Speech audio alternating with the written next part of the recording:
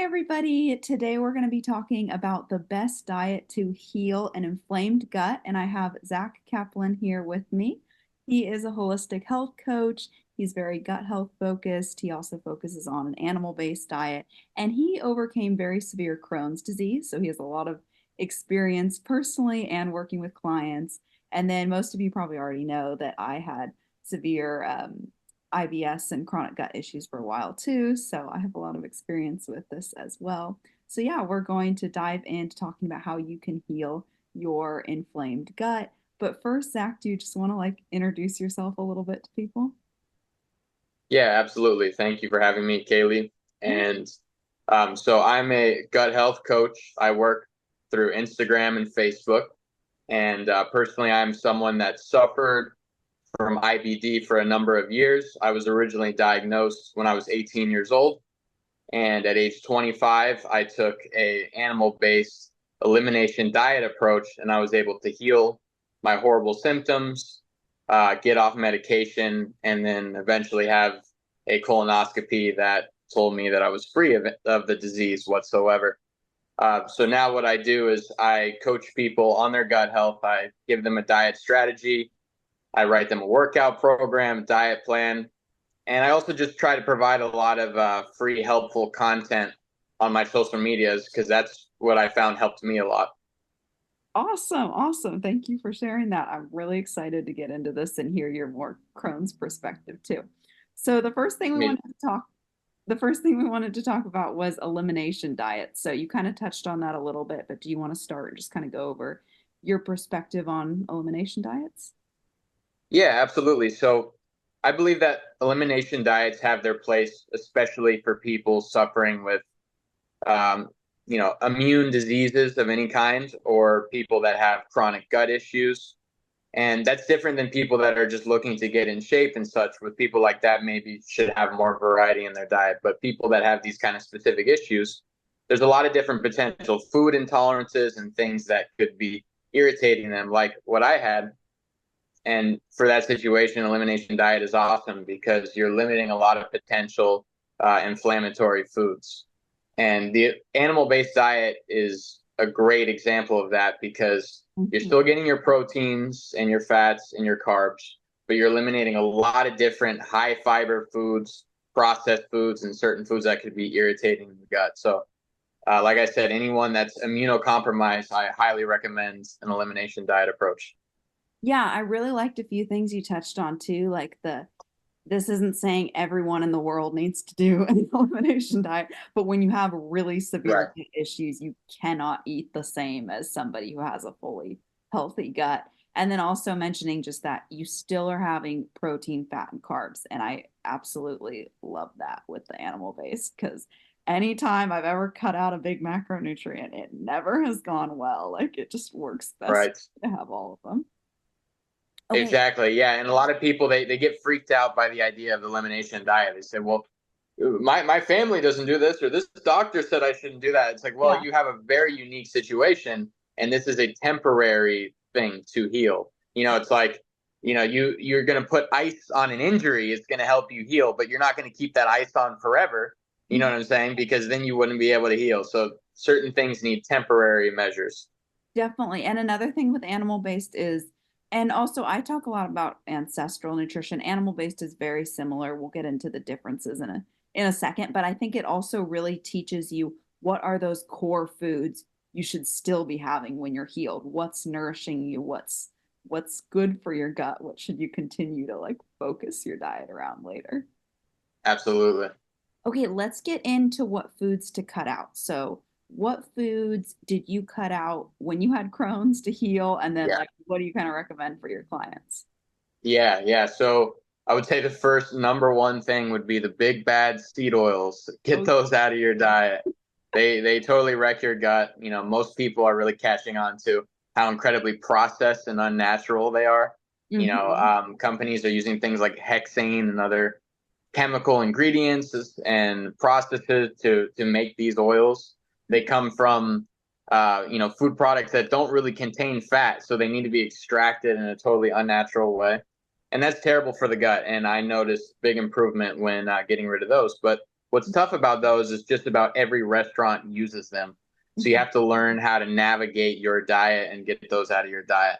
And eliminating processed foods is important, which is going to help. You're going to get rid of, 99% of the seed oils, but you're also going to get rid of processed sugar, like high fructose corn syrup is definitely a gut irritant. Mhm. And like gums and thickeners and these kind of things. There's Oh been yeah, that's studies. one. Uh-huh. Yeah, and these kind of things. There's been lots of studies of how these things irritate the gut and can lead to IBS or IBD. Hmm. So as a whole, I got rid of processed foods, Hmm. and then I also got rid of vegetables of any kind initially. I got rid of grains, Hmm. and I wanted to get rid of foods that were rich in insoluble fiber because I had a very damaged gut lining. So I needed things that were soft and easy to digest. So I guess I'll follow up and say that I mainly ate meat, dairy, eggs, and fruits and raw honey as well. Yeah, yeah. Um, so I think I agree. That's like an excellent approach, especially when you have Crohn's or ulcerative colitis or just something a little more severe. I didn't have Hmm. quite as severe issues as you did. I had IBS. So Right, IBS is kind of like IBS is you go to the doctor, or I never went to the doctor for this, but you go to the doctor yeah, and they go, like, and you go, oh, my gut's been hurting. I have constipation or diarrhea or bloating. And they go, okay, we'll take this test and that test. And they go, you're fine. You have IBS. You're not actually right, fine, but it's just not right, this severe. It hasn't progressed that far. So I found I didn't have to go quite that far. And how I'll kind of do it is I'll like tier it to different degrees for clients. So like mhm, people have super duper duper severe issues. I'm like, okay, are you willing to try gaps? Because that's going to work great for you. And then people that are more middle ground, but still pretty bad, I'll just do that same animal-based approach. And then some people right, are just like, I have some discomfort. I get the bloating. I'm a little constipated, but just don't have that severe chronic like leaky gut or inflammation or all these things. I'll just do right, ancestral. So for myself, I kind of took animal based plus a few little cheats, I guess you could say, like a little right, more right. ancestral side. So I did the same focus on meats and dairy and eggs and fruit. I didn't actually do a ton of fruit, but I did do some of that. And then I still ate veggies. I just like Mhm, cooked them well and didn't eat a bunch of raw veggies all the time, and right, minimized my high anti-nutrient foods. So like grains, nuts, seeds, right, legumes. I cut out grains for like 2 or 3 years, probably 2 years. But I would right. still have like toasted walnuts on a salad on occasion or thing. It was like very minimal. Sure. Corn tortillas here and there. So I took like a Right. little bit less extreme and healed fine on that. So yeah, I think there's kind of a place like some people really do need to go all the way. And then another Right. thing is I'll kind of take the client. Some people are like, I just want to heal. How do I do it? I don't care. I'm willing to work on this. And it's like, we'll go further, like you're gonna heal faster. And some people Right. are like, oh my God, I can't stand another restrictive diet. It's been forever. Like I need something a little less. And if they're not severe enough to need it, I'll like kind of give a little more flexibility. I think that's a good approach. I think enjoying the diet is so important, and people will have their different preferences. Some people totally Yeah. freak out with too tight of elimination diet, and others they want that. Some people they really like the restriction and lean more towards that way. But I think the great thing about the ancestral diet or paleo, I think they're generally pretty similar. Is that you're getting all the foods you're supposed to be eating. Is very nutrient dense, and you're cutting out the processed stuff that really nobody should be eating. So I Yeah. think you're on track because that's going to heal at least a very large majority of the people. Perhaps people with Crohn's or IBD could maybe consider a little more restrictive though, like animal based. Yeah, definitely. I agree. It's funny too, because I just started working with a woman. I have a new client, and for her, like GAP's intro is basically adding food. So some people just start with Wow. something restrictive that you end up, teaching them about animal based or ancestral, and they can actually even add food. So I think that Right. also for being an elimination diet, it's not quite as eliminating as people may think. Yeah, absolutely. And like we touched on earlier, how you're still getting plenty of proteins, fats, carbs, natural sugars, those kind of things. Yeah, absolutely. So I guess we could just kind of touch on the main differences between animal-based and ancestral. Mhm. People aren't sure. Yeah, yeah. So my idea of an ancestral diet, like I said, I think is pretty similar to paleo, and in many ways, probably more people would recognize paleo. And it's actually a lot more how I eat now that I'm healed. But Yeah. you're adding in certain things like perhaps sourdough bread and like potatoes, maybe depending on which way you go with, and like sprouted grains, maybe nuts. But really, it's a whole foods diet, and you're just trying to emulate the way our ancestors would eat and avoid the things that were not around more than 100, 200 years before. And yeah, we're animal based. The term was coined by Paul Saladino. I'm sure you know him. Yeah. And it's almost more like a spin-off, or maybe a better would be like an extension of the carnivore diet. Yeah. People that really healed and thrived with eating lots of red meat and eggs and dairy, but then they said, wait a second, maybe being in ketosis constantly is not ideal. Let me add some carbohydrates that are going to be the least invasive on the gut, the ones that are going to be the easiest to tolerate. Mhm. So that leaves you with only red meat, eggs, dairy, and then fruits and honey. And I think that was really important for me, for my Crohn's journey, because I found that things like potatoes and rice were still not the easiest to digest until I healed more. Yeah, definitely. One note I'll add is a difference between ancestral and paleo is ancestral considers milk and dairy all like foods we've eaten for a long time and can tolerate, and then paleo Right. is no dairy. So, and then there's a Gotcha. lot of kind of tiny little differences, but also Right. paleo is like no grains, and ancestral is like properly prepare your grains. Right. But I think Sprouted and fermented grains and such. Right. yeah, exactly. But I think a big key is ancestral also is like it's kind of just how to eat for everyone. Like I know a lot of diets now are like this diet's not a diet and it kind of gets a little bit old. But anyway, Right. I do feel like it is a pretty natural what people should eat. And then what I like about looking at the animal base too, and what I really learned from Paul Saladino in his books is you Mhm. learn which foods nourish you the most and which foods in excess can cause harm. So it's like, even Right. now that I've healed, I don't go hog wild with grains and stuff like that. I still Right. focus on animal based as the core. And then I recently got into making sourdough bread. Actually, it's been over a year, so I don't think that's recently. Yeah. But anyway, it's something I can tolerate now, and it's so exciting that I enjoy it. And if I want a little oatmeal I soaked overnight, like that's okay. And yeah, it's exciting to kind of have that next extension of what you can eat. But yeah, to get there, sometimes you do definitely need to go that route of the more animal based. Right. Right. I completely agree. I think both of these diets kind of help you build a better relationship with food, Hmm. give you a better idea of being satiated through eating the nutrient dense foods, but not overdoing it, and having like an understanding of I should eat, perhaps red meat and eggs the most. I should eat my beef liver, but I'm not going to eat pounds of beef liver every day. And Uh-huh. I think, I think that there's so many people that don't follow a diet and think they eat healthy, but they're doing things that are total nonsense. They say, oh well, fruit juice is healthy, so they're gonna pound, a ton of orange juice every day, where that's not necessarily ideal. Hmm. Yeah.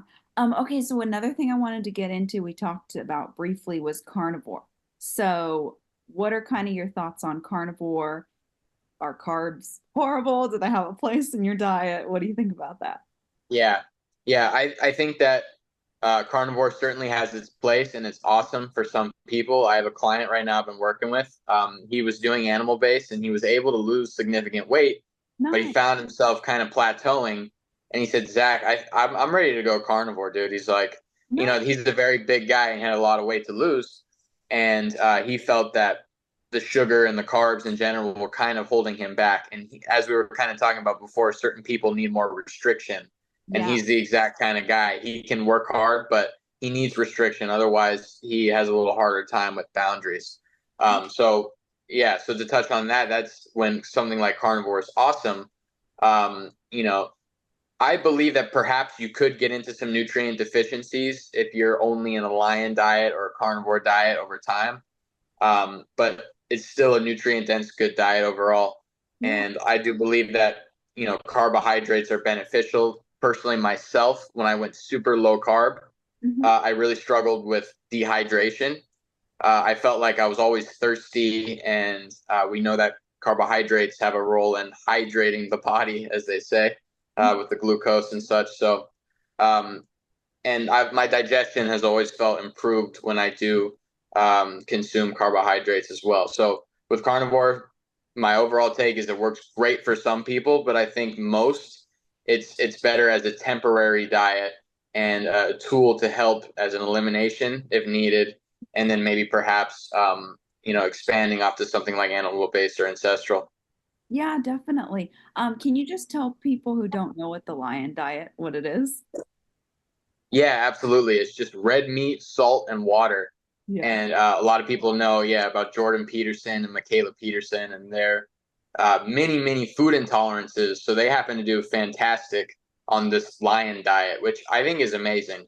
And I find it fascinating too that people can live and thrive just eating that. And I do believe it's the most perhaps ancestrally consistent diet if we're looking many thousands of years back.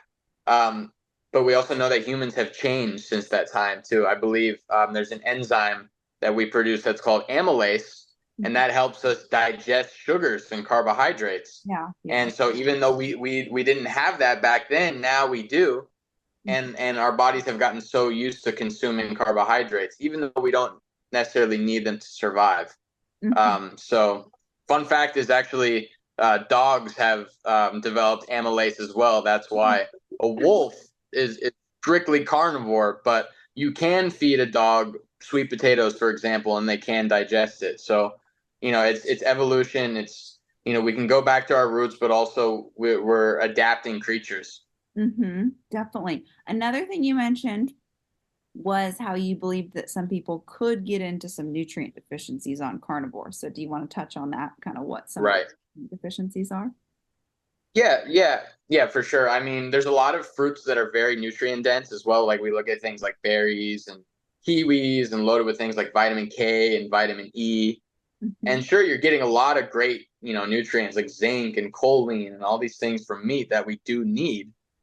But I do find that if you were to only eat that for an extended period of time, you may struggle with that. Now, there's workarounds with that. You could consume electrolytes with vitamins and minerals and certain things if you find that you really struggle with fiber. But I think the dogmatic approach that like humans should only consume beef, salt, and water. I think that if you're not careful, that could perhaps lead to some issues. Yeah, definitely. Like thyroid issues or issues with metabolism or things kind of like that. Yeah. Yeah, Yeah. and also, I mean, there's a lot of talk about how being in extended periods of ketosis, because you're not consuming any carbohydrates or sugar. Mhm. Um, I think it could have perhaps. I think it raises what is it? SHBG, sex hormone binding globulin is the term, and that as a result can kind of mess with your hormones, perhaps lower your testosterone, your free testosterone. So it's just one example of certain things that can go wrong if your diet is perhaps too limited. Yeah, yeah, definitely. Okay, let's see. What did I just had something. Okay, yeah. So I feel like sometimes when people are kind of newer to this and they're starting, honestly, whether it's carnivore, animal based, or ancestral, they don't know exactly what foods to focus on because there can be this like, oh, these are all the Right. foods that are available. But I think all three of those diets to really be successful you have to kind of get certain portions of certain foods and food groups in. So I have my own thoughts on that, but I want to hear yours first. So what do you think about that? What kind of Sure. certain foods, what foods to prioritize? How do you really get the most out of, any three of those diets or all of them? Yeah, that's definitely an important question, and I know that people will definitely have slightly different goals, so that would slightly change. But I think in general, we know that most people are under eating protein, and protein is so crucial for the body to function correctly. So I would definitely prioritize protein first. Mhm. And my belief is that red meat like beef or lamb or bison should certainly be the center of the diet, whether it's carnivore, animal-based, ancestral. And that's because it's very nutrient dense. It's generally easy to digest, especially if you're slow cooking it, which I do believe people should be doing in the start, Yeah. because that way it's going to be easier to digest. You're going to extract and absorb even more of those vitamins and minerals. And then when you look at eggs, egg yolks are incredibly nutrient dense. Again, simple and easy to digest.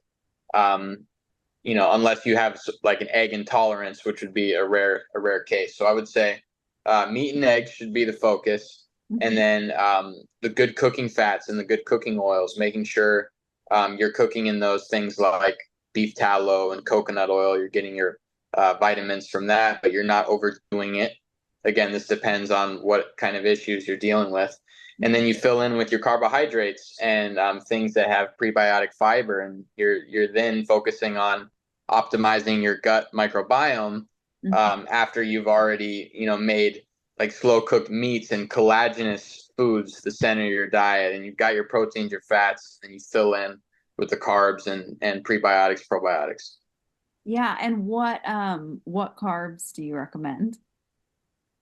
Yeah, again, so depending on where you are in your journey, but I would say with Yeah. someone that's let's say someone that's just looking to kind of optimize their diet. They don't have any major gut or immune issues.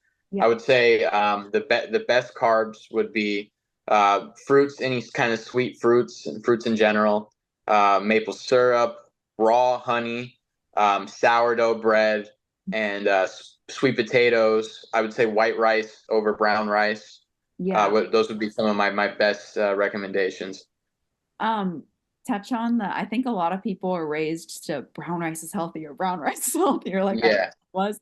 And I came to that same conclusion, like actually white rice is going to be better. But I think that kind of shocks a lot of people. So do you want to talk about why you recommend white rice over brown? Yeah. Yeah, absolutely. Yeah, the brown rice is higher in phytic acid, Mhm. and it's higher in the insoluble fiber.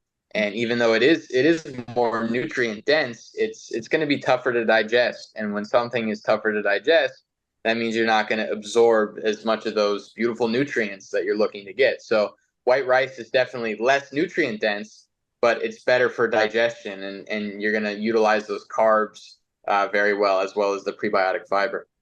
Yeah, definitely. Another thing I'll touch on too that I would kind of add to at least how I would recommend people like start this Mhm. kind of diet and what to focus on is when you're talking about the slow cooked meats, like that's where you're going to get a lot of that collagen in. You can also use meat stock or Mhm. bone broth or bone marrow. Like there's other ways too you can do that. I recommend meat stock first if you're really suffering and then moving on to bone broth later. And then organ Uh-huh. we touched on this briefly, but I think those are so Yeah. key for healing. I've had clients just say bone broth, liver, and fermented foods is just some of the biggest things that have helped them heal. So I think those are really, Yeah. really fundamental. I always say, like, if you can't get a variety, like, just start with liver because it's the most nutrient dense. But if you can get more, that's awesome. So yeah, I think liver Yeah. and organ meats are really important. And then the fermented foods it can kind Hmm. of depend where you're at, what you're going to go for. Like sauerkraut and fermented veggies and that kind of stuff is going to help more with constipation. And then the fermented dairy helps a little more with diarrhea. And depends if you can tolerate dairy yet or not, and that kind of stuff. And some people have to go really slow. But I do think the ferments are really important for restoring your microbiome too.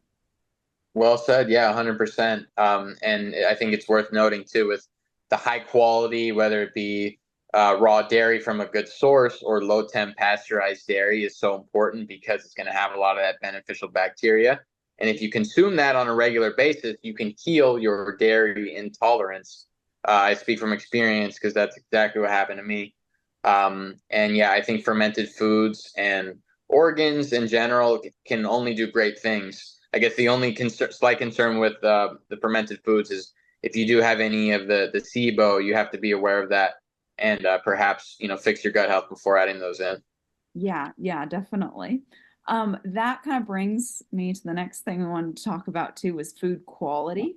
So I know there's kind of a lot of talk, especially when you get to like carnivore and animal-based, actually. I feel like it goes even more into this, but like, what about the quality?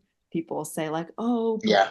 but it's so expensive, and I kind of have my own thoughts on that, but I would like to hear what you have to say. Yeah. But how do you kind of balance Yeah. that? And is the quality that important? Like, how big of a difference does it make? Should people really rearrange their budget to make sure they can get that top quality or not? Yeah. I'd say yes and no. It's, it depends on where you're at. Yeah. And okay, in general, yes, it's going to be a great benefit. However, if you're someone that has a totally messed up gut or you're feeling sick and you don't have the money to do it, you can make leaps and bounds of improvement just by eliminating all the bad stuff Yeah. and getting in, the quality animal foods in your diet. And when I say quality, it doesn't even necessarily have to be grass fed or organic, but you're eating meat from the grocery store and you're, eating lots of produce, lots of fresh fruits and such. I think we may have touched on this in the past, me and you, but for people that don't know, with red meat, it's a little less important to go organic than with things like pork and chicken, because we know that animals that have a rumen and multiple stomachs are called ruminant animals. Mhm. Cows, sheep, bison. They're able to expel toxins from their body a lot easier than monogastric animals like pork, pigs and chickens that only have one stomach. And so you don't have to worry about the toxins um, building up in their fat and their meat as much as things like chicken and pork. So we know that with commercial farming, sometimes these large scale farmers will cut corners and they'll feed their animals not necessarily the best diet. But with if you're going with beef, you're going to have a much more minimized effect with the toxins or bad food. So if you're not going to go organic, go beef as much as you can, right? Uh-huh. And when you're going to go organic, get the chicken and the pork and fill in with that. Uh-huh. And I know you're also very passionate though about getting good quality and supporting local farmers. So do you want to talk a little more about Yes. that too? Yeah, and absolutely. Whenever you can do grass fed, when you can do the pasture raised eggs and all that, it's a great move. Not only do you notice a difference in the taste, you're gonna feel even better. You're Mhm. gonna avoid the toxins, and then very importantly, you're gonna support farmers that are doing things the right way. And my wife and I, we would like to be homesteaders. We're working on getting a property and doing that. And it's because we value the quality food so much, as it allowed me to heal. It's allowed my wife to feel better and help her develop a passion for quality food. Okay. So if you can invest your money in those kind of foods, you're making the right decision. And grass-fed ruminant animals like cows, sheep are going to benefit the environment. Mhm. They're going to produce better soil. They're going to, in general, it's going to be less destructive on the environment 100% compared to commercial large scale farming. Yeah, absolutely. I think another thing too is whenever people are worried about price, another thing I'll think is you don't have to eat ribeyes and filet mignon every day. Like grass Yeah. ground beef, grass-fed local liver is pretty inexpensive. It varies where you live. It just does. But you can get Yeah. $10 a pound for like grass-fed local ground beef and liver and Yeah. things like that. And even like sirloins and tri-tips can be a lot more or inexpensive as well. So if you get a little creative and cook different cuts, even those like chuck roasts and all sorts of things, you can get a lot of great things, especially when people don't want the organs or the kind of like odd cuts. Sometimes they're very Yeah.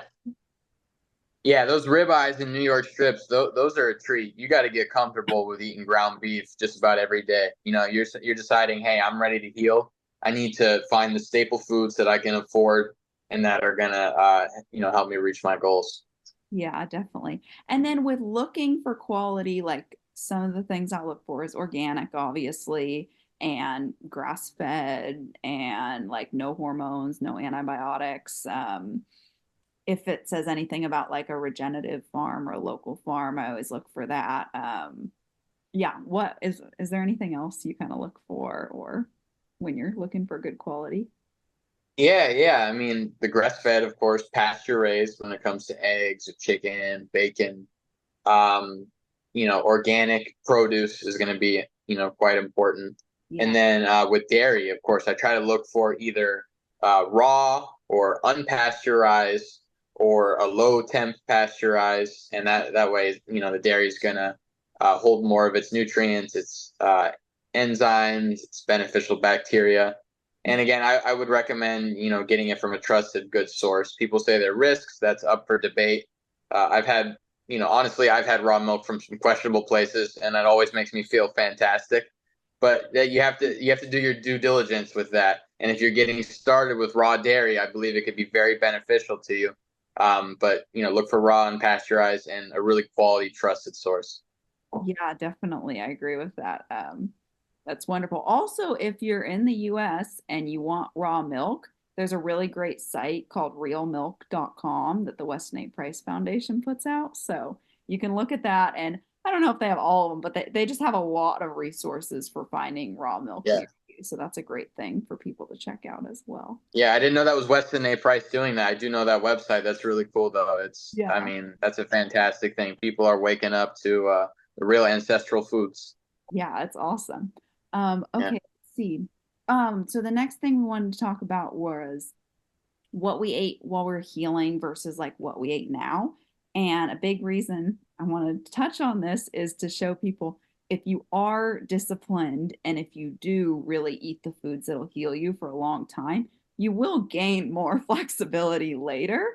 I think it's really Right. important that you do stick with the diet that healed you to a large extent in order to retain your progress. You can't go back to eating fast food and expect to remain healed, but you do Right. definitely gain some new foods. So, what are some of the things that changed? Like you were talking about how you ate animal based, and what did you kind of change once you healed, or did you change anything?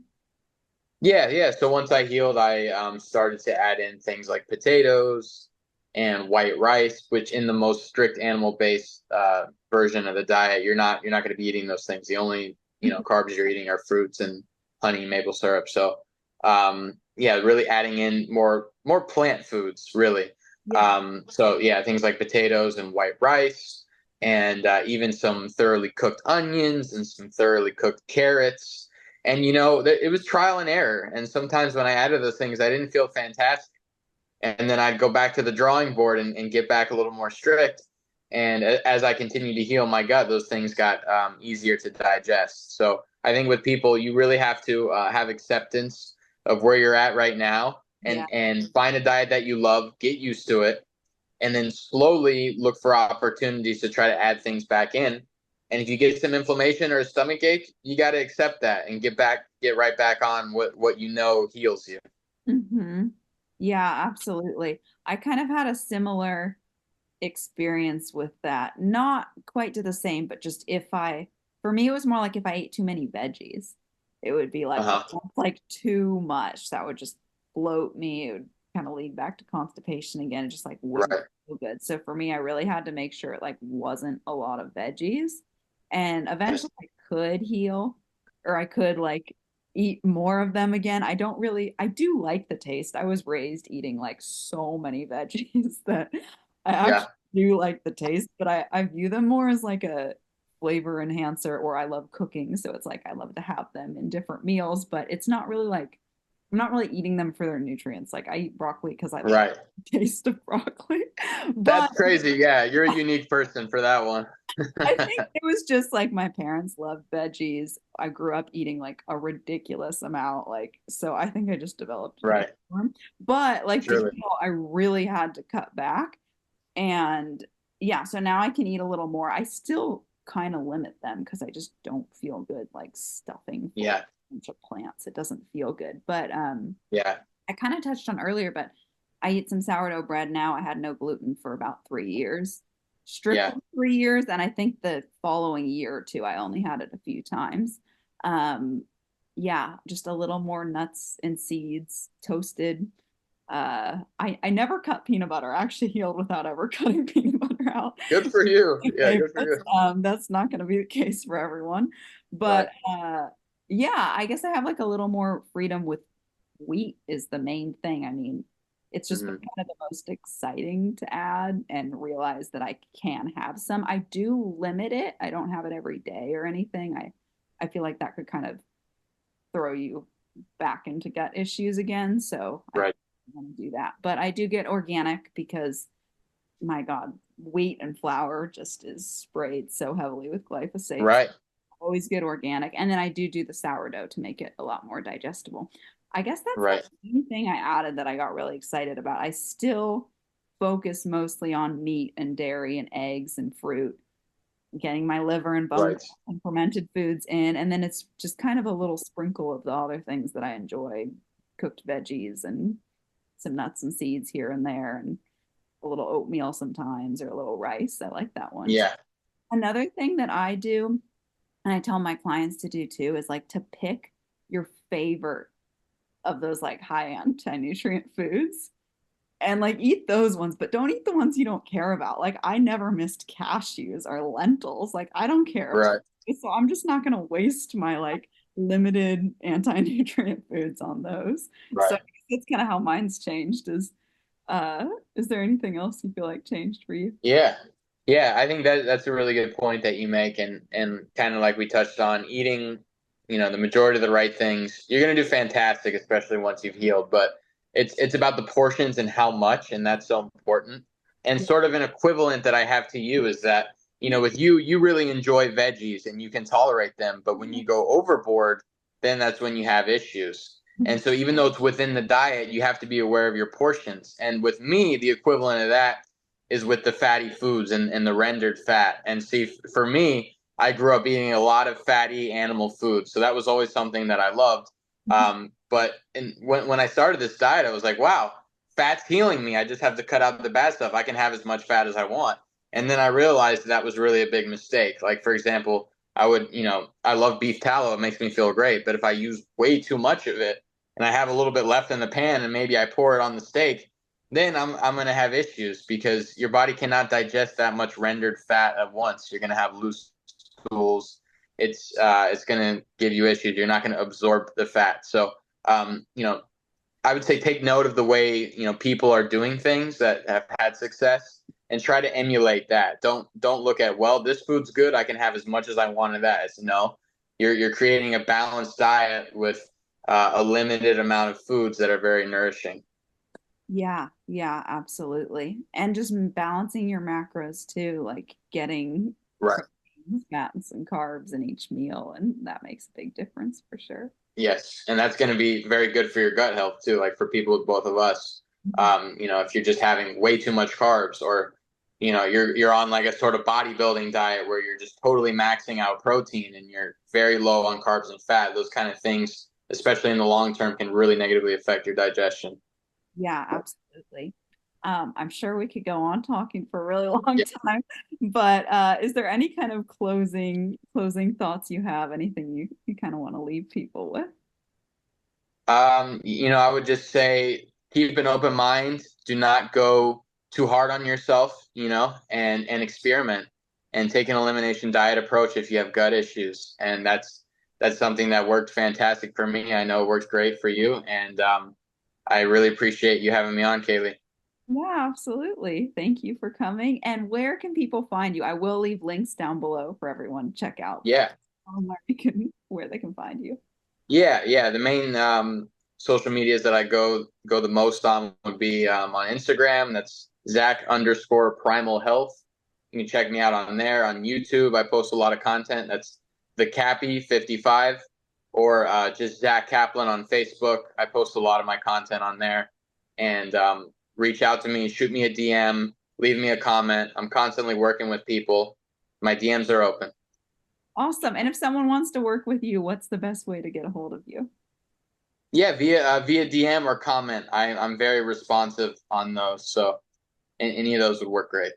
Okay, awesome. And we're actually doing a second video over on Zak's channel, so definitely go check that out. I will have it linked down below when it's up. And then on that, we're going to be talking about living pain-free with gut issues. So this video, we talked a lot about dietary stuff. We're going to go beyond diet And we're going to talk about holistic healing, flaws in the medical system, and just like a well-rounded approach to healing beyond diet. And we're both going to be sharing some of the things that we did that helped us to heal. So if you want kind of the second huge part of healing beyond diet, definitely go check that video out over there. And then you can follow Zak over there and get all his great animal based and gut healing stuff. So, yeah, thank you guys for watching.